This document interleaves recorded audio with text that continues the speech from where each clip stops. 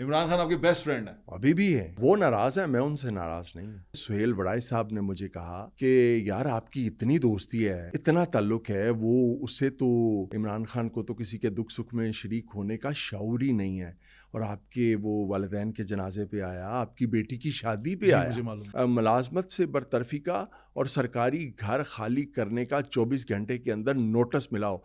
ये काम हुआ मेरी अपनी गवर्नमेंट में, इमरान खान की गवर्नमेंट में, और ये नोटिस जो है वो मुझे दिया उस्मान बुज़दार ने। दोस्त ने दोस्त की पीठ में छुरा घोंपा। ये लोग जब इक़्तिदार में आते हैं ना, तो ये कहते हैं कि आप हमारी तारीफ़ ना करें, आप हमारी पूजा करें। खान साहब तारीफ़ अपनी जो है ना, वो तारीफ़ से इतने लज्जिक थे कि खान साहब के मुँह पे उनकी कुछ ज़्यादा तारीफ़ करता था ना, वो कहते चुप करो, मुझे पता है, चुप करो। मेरे सीने पे किया वार दुश्मन ने मेरे सीने पे किया वार दुश्मन ने मेरी पीठ में मेरे यार का खंजर उतरा। सर, यारों के यार मैंने आपको कहा।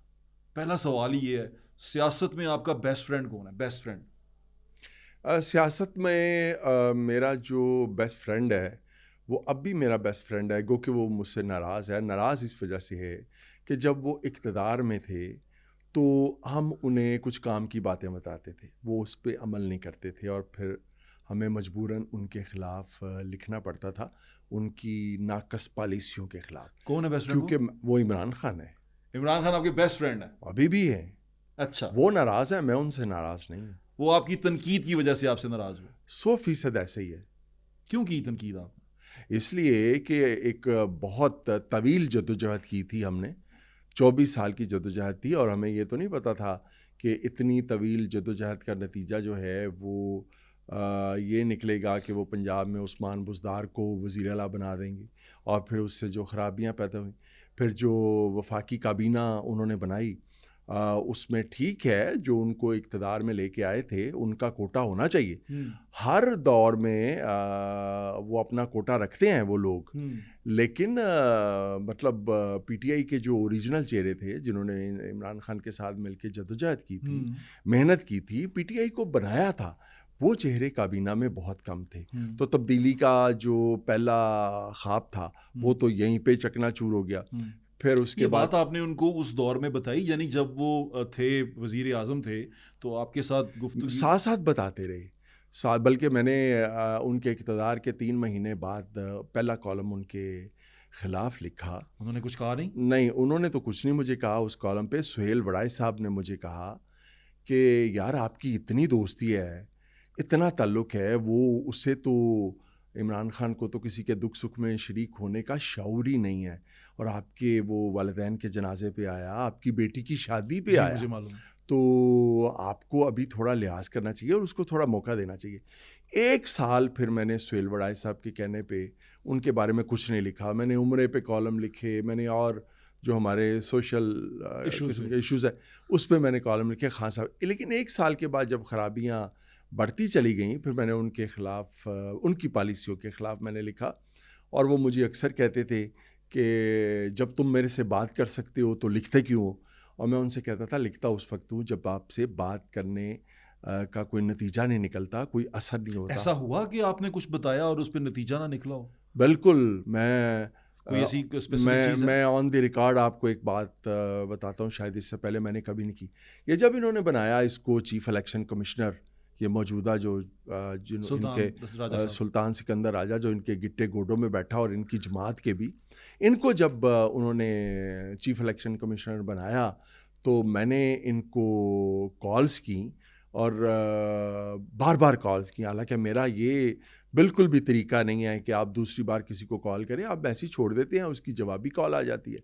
लेकिन उस दिन जब मैंने ये टिकट चल रहे थे टीवी पे कि उनको चीफ इलेक्शन कमिश्नर बनाने का फ़ैसला कर लिया गया है, तो मैंने सोचा खान साहब को मैं बताऊं कि ये बंदा जो है ये आपके लिए सही साबित नहीं होगा, ये आपके जो मुखालफीन हैं उनका ख़ास आदमी है, ये सईद मेहदी साहब का दामाद है, और इनका शरीफ बरादरान से बहुत ही गहरा और ज़ाती ताल्लुक़ है।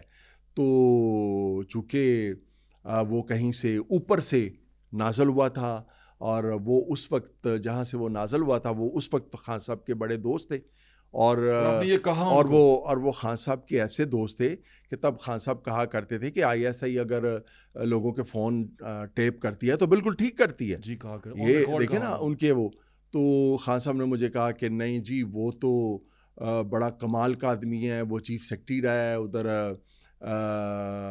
आज़ाद कश्मीर में और उस ओहदे पे रहा है, वो तो बड़ा कमाल का बड़ा ईमानदार आदमी है। और मैंने कहा खान साहब ये आप ना कीजिए, ये आपके लिए अच्छा साबित नहीं होगा।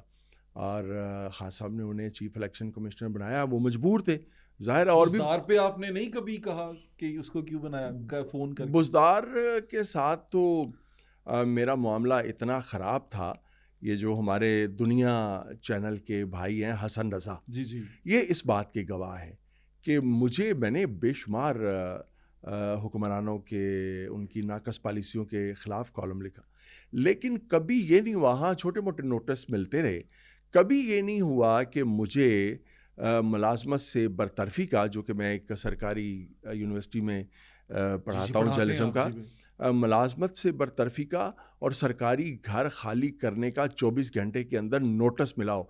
ये काम हुआ मेरी अपनी गवर्नमेंट में, इमरान खान की गवर्नमेंट में, और ये नोटिस जो है वो मुझे दिया उस्मान बुज़दार ने। और जब मैं उस्मान बुज़दार के बारे में मैंने खान साहब से ये कहा, चौधरी सरवर साहब भी इसके गवाह है, मैंने खान साहब को कहा कि ये उस शख्स ने मुझे नोटिस दिया है जिसका ताल्लुक़ आपके साथ इलेक्शन जीतने के बाद बनाए गया इलेक्शन के, मेरा तो 24 साल पुराना आपसे ताल्लुक़ है, तो मेरे साथ अब ये सलूक करेगा ये बंदा। उन्होंने कहा मैं बात करता हूँ, लेकिन बाद में ये पता चला, बाद में ये इंकशाफ हुआ कि चूँकि मैं उन दिनों इमरान खान साहब की नाकस पॉलिसियों के ख़िलाफ़ भी लिख रहा था, तो पता चला कि उस्मान बुज़दार को तो ये हुक्म ऊपर से नाज़िल हुआ, उसने ही दिया, दोस्त ने दिया था, दोस्त ने दोस्त की पीठ में छुरा घोंपा। वो दोस्त तो वो होता है अच्छा जो सीने पे वार करे। वो मेरा एक शेर है भट्ट साहब, आपको सुनाता हूँ। जरूर। मेरे सीने पे किया वार दुश्मन ने मेरे सीने पे किया वार दुश्मन ने मेरी पीठ में मेरे यार का खंजर उतरा। ओहो, तो जो दोस्त होता है वो आज का दोस्त, वो आप एहसन शाह की मिसाल भी ले लें कि वो आपके पीठ पीछे वार करता है, और जो अच्छा दुश्मन होता है वो सामने से आके सीने पे आके वार करता है। तो भट्ट साहब, ये जब खान साहब इतना कुछ कर रहे थे, उसके बावजूद आप ये कह रहे हैं कि मेरा बेस्ट फ्रेंड इमरान खान, क्योंकि मैं ये समझता हूँ कि जितने भी हमारे सियासतदान हैं बेशुमार खराबियों के बावजूद इमरान खान उन सबसे बेहतर है, सबसे बेहतर है।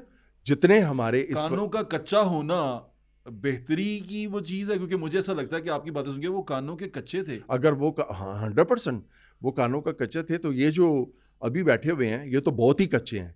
वो अगर कानों का कोई 20% या 25% कच्चा था, ये तो 100% कच्चे हैं। अच्छा, आप माशाल्लाह कश्मीरी हैं, ये भी कश्मीरी हैं। हाँ जी। तो कश्मीरियों के साथ ज़रा मोहब्बत रखते हैं, आपको इनसे मोहब्बत क्यों नहीं? हाँ, वो मुझे याद है एक बार परवेज़ मलिक साहब मरहूम, वो अपनी बेटी की शादी का दावतनामा लेके आए थे मेरे घर में, तो उन्होंने ये गिला किया था कि यार तू की छड़, तू एवं इमरान खान दे नाल जुड़िया होया है, असी है कश्मीरी ने साढ़े तेरे कश्मीरी भरा ने, तो तू इन्हां दे नाल मैं तेरी मुलाकात करवाना और ये करना वो करना। गो के शहबाज शरीफ साहब से एक ताल्लुक़ मेरा रहा, और जब 99 में जनाब मुशर्रफ की ये शिकार हुए, तो इनकी हुकूमत जब गई तो मैंने बहुत ज़्यादा इनके हक़ में लिखा, और उसका जो है वो ख़मियाज़ा भी मैंने भुगता।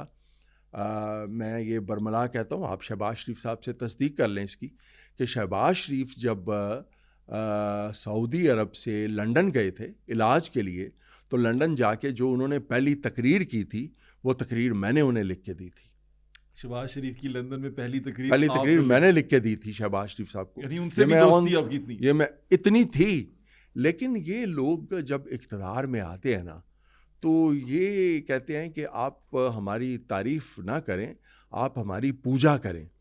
अब जायज़ तारीफ़ तो हम कर सकते हैं, करनी भी चाहिए, लेकिन ये अगर इनकी ख्वाहिश हो कि जी आप हमारी पूजा करें और हमें पूजें आप, वो हम नहीं कर सकते। वो हमारे वो अच्छा, ये पूजा वाली बात आपके बेस्ट फ्रेंड में भी हल्की सी थी, खान साहब में भी थी हल्की सी, ये ना इक़्तिदार में आने के बाद? वो पहले नहीं थी। हाँ, पहले नहीं थी। अब मैं आपको ज़ुहैब एक बात बताऊँ, खान साहब तारीफ़ अपनी जो है ना वो तारीफ़ से इतने एलर्जिक थे कि खान साहब के मुँह पे उनकी कुछ ज़्यादा तारीफ़ करता था ना, वो कहते चुप करो मुझे पता है, चुप करो, वो खामोश करवा देते थे।